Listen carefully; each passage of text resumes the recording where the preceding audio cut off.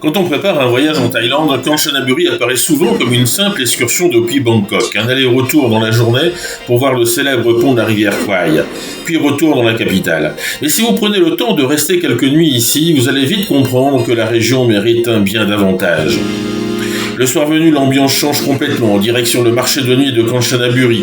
Les odeurs de brochettes grillées flottent dans l'air, les stands de desserts thaïlandais attirent les gourmands et les habitants viennent ici dîner en famille ou entre amis. C'est l'endroit parfait pour flâner, goûter quelques spécialités locales et sentir battre le cœur de la ville. À quelques kilomètres seulement, un autre décor vous attend, celui du spectaculaire Wat Tham Suea. Ce temple, perché au sommet d'une colline, domine une immense plaine de rizières. Une fois en haut, vous découvrez un gigantesque Bouddha doré et une vue panoramique incroyable sur la campagne environnante. C'est l'un de ces endroits où l'on s'arrête un moment simplement pour admirer le paysage. Puis vient l'un des lieux les plus marquants de la région, le Hellfire Pass. En marchant dans cette tranchée spectaculaire creusée dans la roche, on imagine les conditions extrêmement difficiles dans lesquelles les prisonniers de guerre et les travailleurs asiatiques ont construit cette ligne ferroviaire. Le site est aujourd'hui un mémorial paisible, mais l'émotion est toujours bien présente. Et c'est justement là que le voyage prend une autre dimension. En poursuivant vers l'ouest, la jungle se referme peu à peu autour de la route et vous entrez dans le Say Yok National Park. Ici, la nature reprend totalement ses droits. Falaises calcaires couvertes de végétation, rivières paisibles serpentant dans la forêt, cascades cachées dans la jungle. Le décor est spectaculaire.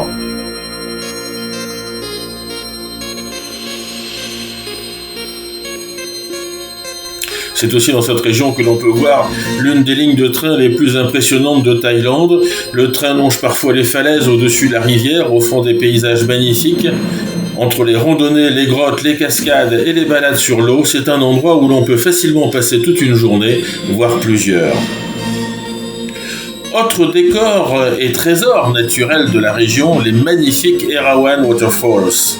Ces cascades comptent 7 niveaux, chacun formant des bassins naturels d'un bleu turquoise presque irréel. La randonnée pour atteindre les derniers niveaux traverse une forêt tropicale dense, peuplée de singes et d'oiseaux. Plus on monte, plus le paysage devient spectaculaire. Certaines piscines naturelles sont parfaites pour une baignade rafraîchissante, d'autres ressemblent à de véritables cartes postales tropicales. C'est clairement le genre d'endroit où l'on a envie de prendre son temps, de s'arrêter, de se baigner et de profiter du décor.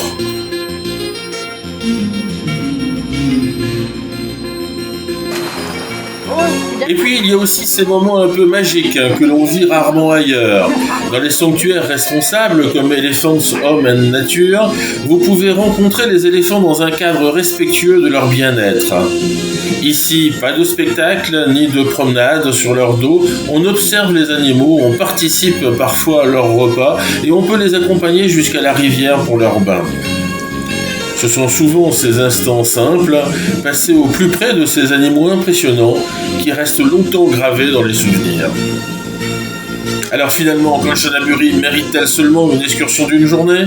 Probablement pas. Entre les temples perchés, les lieux de mémoire, les parcs nationaux et les cascades incroyables, la région a tout pour occuper plusieurs jours. Et pour vous montrer une autre facette de la Thaïlande, plus naturelle, plus paisible et profondément attachante.